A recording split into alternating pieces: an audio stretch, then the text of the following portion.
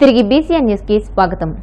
పశ్చిమ గోదావరి జిల్లా పాలకొల్లు మండలం తెల్లపూడి ప్రాథమిక వ్యవసాయ సహకార పరపతి సంఘం చైర్మన్ గా కామిశెట్టి రంగారావు త్రిసభ్య కమిటీ సభ్యులు ప్రమాణ స్వీకారం చేశారు.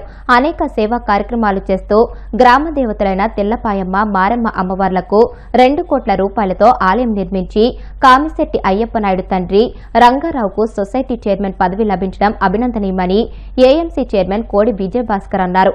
ఈ కార్యక్రమంలో నరసాపురం ఆర్డీఓ దాసరాజు, ఉమ్మడి తూర్పు గోదావరి జిల్లాల డీసీఎంఎస్ చైర్మన్ పెచ్చెట్టి చంద్రమౌళి, నియోజకవర్గ కూటమి నాయకులు, గ్రామస్తులు, రైతులు పాల్గొన్నారు.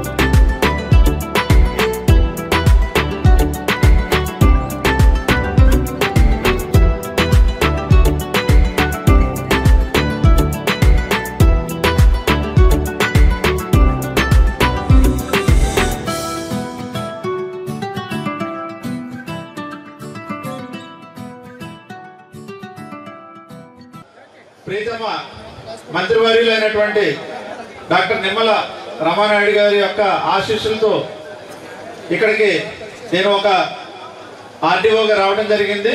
ఇక్కడ అయ్యప్ప నాయుడు గారు వాళ్ళ కుటుంబం చాలా పెద్ద ఎత్తున గ్రామ అభివృద్ధి కృషి చేస్తున్నారు.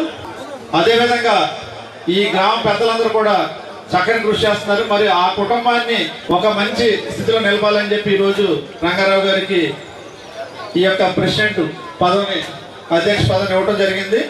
మరి వారు ఖచ్చితంగా చక్కని సేవలు అందిస్తారు, నిస్వార్థంగా అందిస్తారు, ఈ సొసైటీని లాభాల బాటలో పట్టిస్తారు. మనకు కనపడుతున్నటువంటి ఆ గుడి 2 కోట్ల రూపాయలు కట్టినటువంటి నాయకుడు అయ్యప్ప నాయుడు గారు అని చెప్పి వేదిక ద్వారా తెలియజేస్తున్నాం. మరి ఈరోజు చూసినట్లయితే బిల్డింగ్ కడితే బిల్డింగ్ మీద చేయాలనుకుంటారు, పొలం కొంటే 5 ఎకరాలు ఇంకో 5 ఎకరాలు పక్కన బేరొత్తి చూడాలంటారు, కారు కొంటే ఈ కారు కాదు బెంజ్ కారు కొనాలనుకుంటారు. అలాంటి రోజుల్లో కూడా అయ్యప్ప నాయుడు గారు చిన్న వయసులోనే ఎంత మంచి కార్యక్రమం చేసినందుకు మరి మీ అందరి తరఫున కూడా హృదయపూర్వక ధన్యవాదాలు తెలియజేసుకుంటున్నాం. ఈరోజు చూసినట్లయితే మరి అంత మంచి మనిషి రంగారావు గారికి కొడుకుగా ఉండడం కూడా రంగారావు గారు అదృష్టం అని చెప్పి వేదిక ద్వారా తెలియజేస్తున్నాం. BJP MP CM Ramesh BRS working president KTR వివాదంపై కేంద్ర సహాయ మంత్రి బండి సంజయ్ సంచలన వ్యాఖ్యలు చేశారు. సీఎం రమేష్ చేసిన వ్యాఖ్యలు నిజమేనని, సిరిసిల్ల టికెట్ రావడానికి సీఎం రమేష్ కేటీఆర్ కు ఆర్థికంగా సాయం చేశారని, దానివల్లే కేటీఆర్ ఎమ్మెల్యే అయ్యారని బండి సంజయ్ అన్నారు. సీఎం రమేష్ తో చర్చకు సిద్ధంగా ఉండాలని కేటీఆర్ కు సవాల్ విసిరారు. కరీంనగర్ లో చర్చకు వేదిక తానే ఏర్పాటు చేస్తానని, మధ్యవర్తిత్వం కూడా వహిస్తానని చెప్పారు. కేటీఆర్ పాడిన భాషను తీవ్రంగా తప్పుబట్టిన బండి సంజయ్ కేటీఆర్ భాషను మార్చుకోవాలని, లేదంటే తగిన చర్యలు తీసుకుంటామని హెచ్చరించారు. ఇది అన్న గతంలో నేను కూడా అన్నా, నేనైతే చాలా మంది పట్టించుకోలే. తర్వాత వాళ్ళ చెల్లె అయిపోయింది.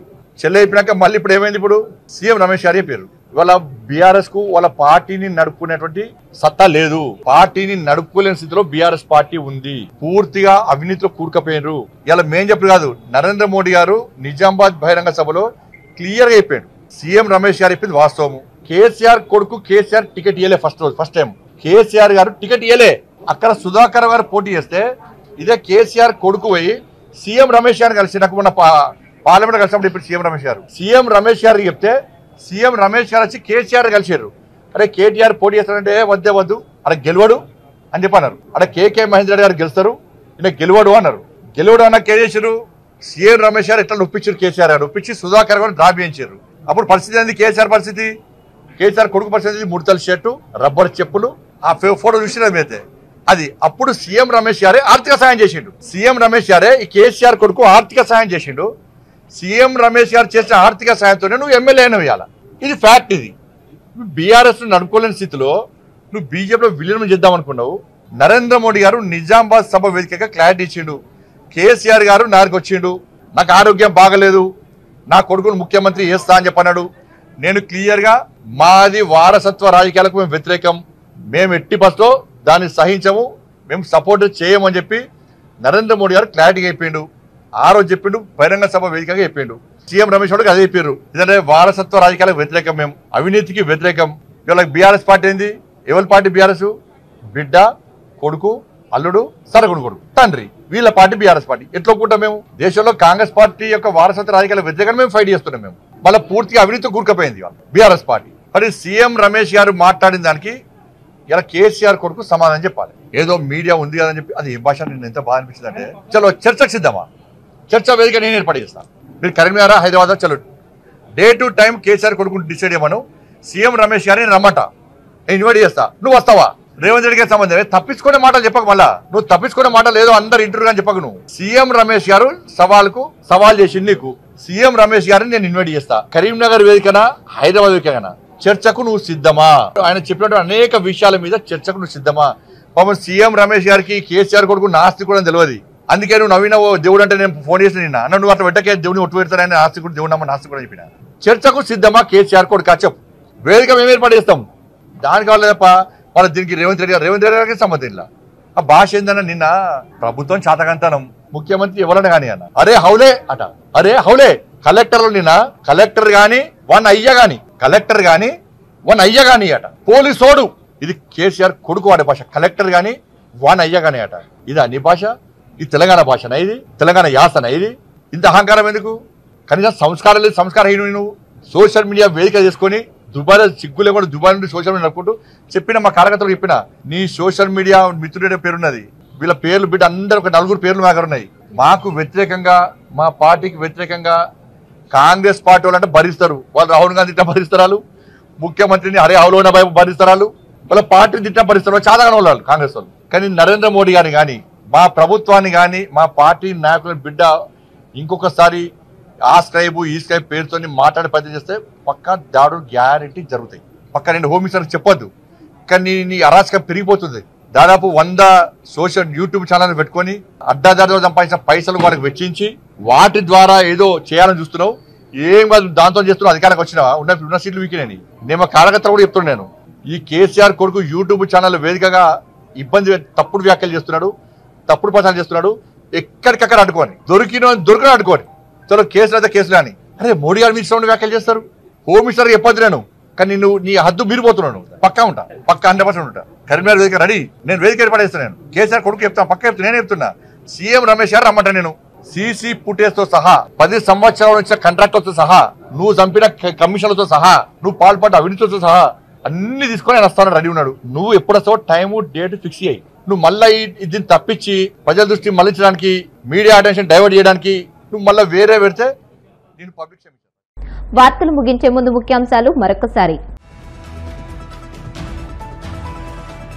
కర్మభూమిలో ఎదగండి, జన్మభూమి కోసం నిలవండి. సింగపూర్లో తెలుగువారికి ఏపీ సీఎం చంద్రబాబు పిలుపు. చంద్రబాబుపై ప్రపంచవ్యాప్తంగా ఉన్న విశ్వసనీయతే ఆంధ్రప్రదేశ్కు అతిపెద్ద పెట్టుబడి. సింగపూర్లో నారా లోకేష్ కీలక ప్రసంగం. కడప నియోజకవర్గంలో ఉత్సాహంగా సుపరిపాలనలో తొలి అడుగు కార్యక్రమం. ఇంటింటికి వెళ్లి ప్రభుత్వ సంక్షేమ పథకాలను వివరించిన మంత్రి నిమ్మల. కేటీఆర్ పై సీఎం రమేష్ చేసిన వ్యాఖ్యలు వాస్తవమే అన్న కేంద్ర మంత్రి బండి సంజయ్. ఆయన సవాల్కు కేటీఆర్ సమాధానం చెప్పాలని డిమాండ్. ఈ వార్తలు ఇంతటితో సమాప్తం. మరిన్ని వార్తల కోసం BCN digital YouTube channel, Facebook page ని ఫాలో అవ్వండి. అప్డేటెడ్ వార్తల కోసం ప్లీజ్ సబ్స్క్రైబ్.